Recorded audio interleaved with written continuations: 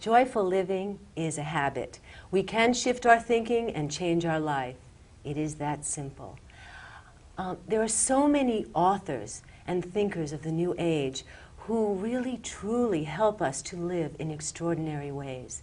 My very special guest, Dr. Susan Jeffers, has helped millions of people all over the world overcome their fears. She is a leading psychotherapist and a best-selling author of countless books, including Feel the Fear and Do It Anyway. And she is here to talk about her new book, Embracing Uncertainty. Welcome, Susan. Oh, it's so good to be with you. I have to tell you honestly, if ever there was a book that was needed, it is this book, truly.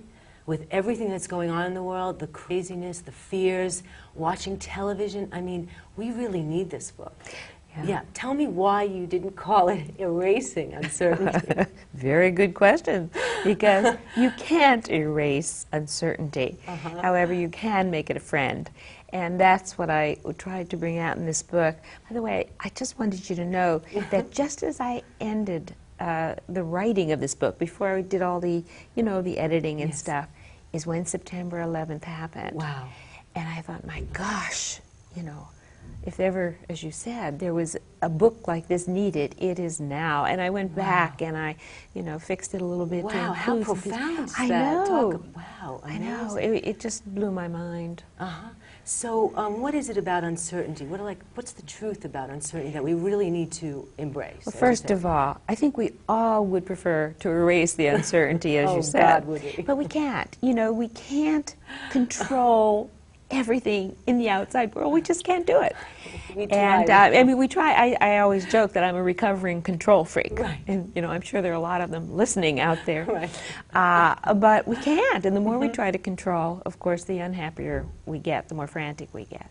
And all of a sudden, if you could just relax, take a breath, and say, look, what happens, happens. I'll do my very best. But at some point, you just say, let go, take over, and let it all be, with the understanding that whatever happens in life, you can handle it. And that, to me, is my favorite affirmation. Whatever happens, I'll handle it. Whatever happens, I'll handle it. And when you really get that, internalize it, then you don't worry about the future so much. You can let go. You don't have to be a control freak. Since reading it, Susan, I've tried that, and it has really helped me. Great. And it's also taking a higher perspective in life. Yes. Looking at things from a higher... Well, the point is that whenever we're frightened or angry or withholding or all the negative emotions, we're living in what I call, and what others call, the lower self. We know the lower self. We don't. Oh, do we know the lower self? That's the voice that says, I should have done this, I should have done that. Oh, God, I should have worn a different outfit. Right. If we could train ourselves, and as you said, it's a training. Train ourselves to move to that other part of who we are, which is the higher self, that knows there's nothing to fear, that knows we can handle it all, that knows we can learn and grow from everything that can ever happen to us. Then our whole experience of life changes. And it's a shift.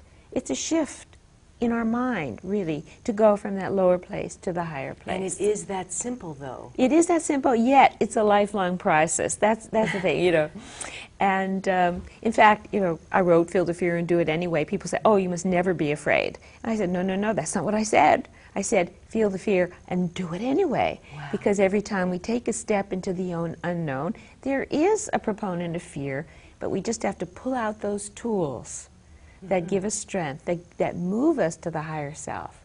And I love what you say, too, that another part of fear is it's not necessarily the fear itself, it's how we hold the fear. Could you explain that? Yeah.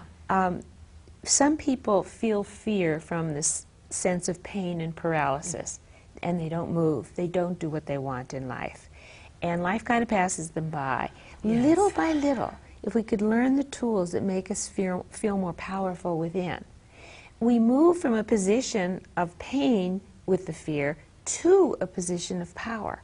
So if we have some fear about something, we say to ourselves, so what?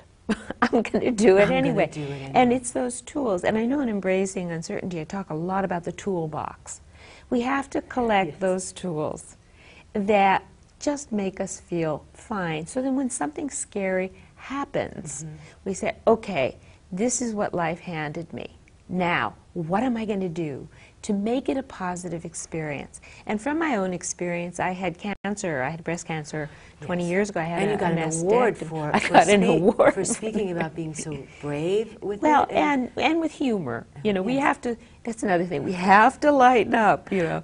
I had a mastectomy, and I remember lying in bed saying, Susan, you've been teaching about saying yes to the universe.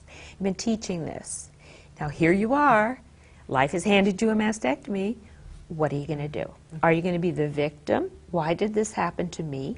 Or are you going to say, okay, this did happen to me, and I'm going to make it something wonderful. I don't know how, but I'm going to find a And way. how did you do that, Well, Susan? in the first, I started looking for the good. I mean, all I had to do was look around the room and see all the cards and flowers from friends, knowing I was loved. Mark Ooh, and I, gives me my chills, wonderful, gives me wonderful, chills. wonderful, wonderful husband, were not married at the time.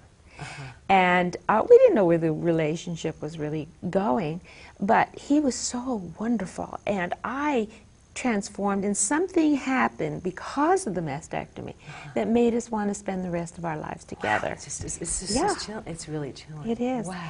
And, you know, and there's humor in it. I never had a reconstruction, and, you know, we joke about it I a heard the lot. You know, jokes. I We'll won't keep I that won't for- say okay. it. I won't say it on the air, but we do have humor about it, which is why I got the award from the John Wayne Breast Cancer So it's Association. almost, Susan, like you're saying that we have painful experiences, but when we're in the pain, we can't quite see what the benefit of That's the pain right. is quite yet. Right.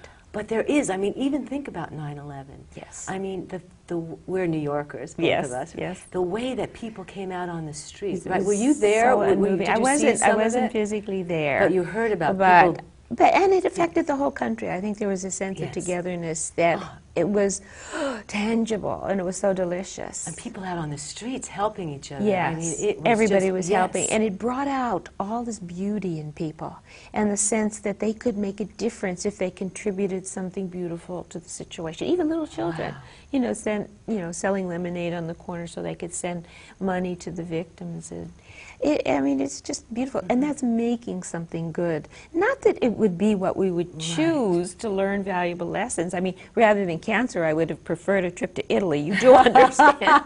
Right. But life gave me cancer. And I said, all right, this is what I got. What am I going to do with it? New York said, okay, this is what we got. What are we going to do with Wow, it? how profound and Yeah. amazing to live like that.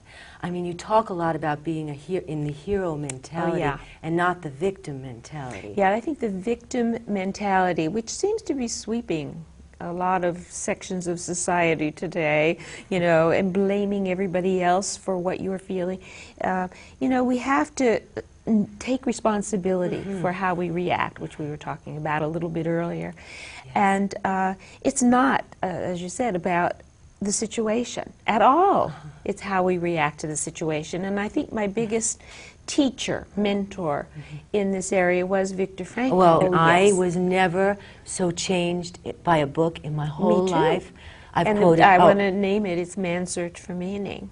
You know, Yes, it's, Man's Search for Meaning. And Can I quote some things from it? I mean, sure. I just want to talk about this book. I want everyone to Sure. to know. I mean, he who knows the why of his existence will be able to bear almost any how. Yes. And it's no one can take away your reaction to life. Everything can be taken away from you, but this one thing, which is the last of human freedoms, the ability to choose one's attitude in any given set of circumstances, to choose one's way, the way in which a man accepts his fate and the suffering it entails, the way in which he takes up his cross, gives him ample opportunity, even in the most difficult circumstances, to add a deeper meaning to his life. Let's talk about this. I mean, this really is... You know, and it is from him. You know, I talk a lot in Embracing Uncertainty about discovering your own sense of meaning and purpose. And Viktor Frankl, in the concentration camp at one point, had a plan with another of the prisoners to escape. But he had been a physician before he became a prisoner. And in his own way, he was trying to help the people who were there in his, as a physician, even though he had no medications or any kind of things to really help, but he was a comfort. And something didn't feel right when he thought about leaving these people behind. And he said, you know, at one point, I just decided I can't leave them. And he said, the minute I made that decision, I was at peace. He said, I didn't know what the future would hold. I'm going to start to cry. But it is really true. It does affect me this way, too. I mean, it didn't know truly what the does. future was going to hold. Yes. But I had felt more at peace at that moment than I'd ever felt in my entire life.